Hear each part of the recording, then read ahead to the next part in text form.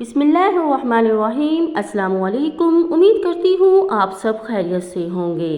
آج کی ویڈیو میں آپ کو بتانے والی ہوں گھر کے وہ 5 حصے جو آپ کے پھوہڑ پن کا راز کھول دیتے ہیں۔ آپ جانیں گے انہیں کیسے آسانی سے صاف کیا جا سکتا ہے۔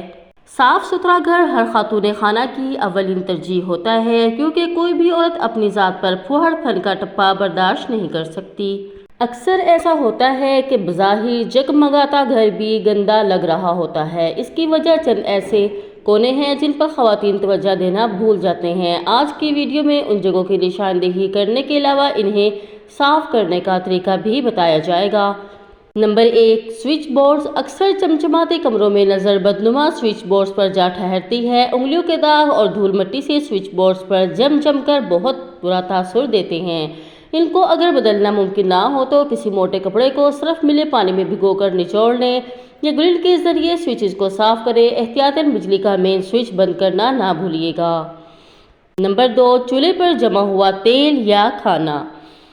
چولہے پر جمع ہوا تیل یا کھانا، ابالتے ہوئے گر جانے والا دودھ یا سالن جم کے چولہے سے گیس کے اخراج کو تو متاثر کرتا ہے، لیکن دیکھنے میں بھی کافی ناگوار لگتا ہے۔ اس لیے چولہے کو کبھی گندا نہ چھوڑیں۔ ہمیشہ کھانا پکانے کے بعد چولہا صاف کرنا عادت بنا لیں، یا ہفتے کے ہفتے مخصوص پروڈکٹس یا پھر بیکنگ سوڈا پانی میں ملا کر اس کی مدد سے چولہے کو صاف کر لیں۔ نمبر 3، بیسن کا نل۔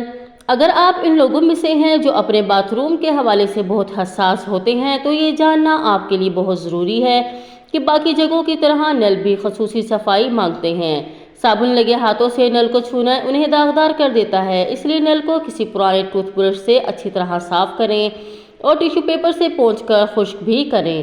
اس سے نل کی چمک برقرار رہتی ہے۔ باتھ روم پونچھنے کے لیے ہمیشہ ڈسپوزیبل اشیاء کا استعمال کریں۔ نمبر 4، گندا کارپیٹ۔ برش سے کارپیٹ صاف کرنے کے باوجود اس پر لگے داغ نہیں نکلتے۔ اگر ڈرائی کلین کے لیے دینے کا ٹائم نہیں ہے تو کپڑا گیلا کر کے قالین کو صاف کریں۔ نمبر 5، ٹوٹا ہوا فرش۔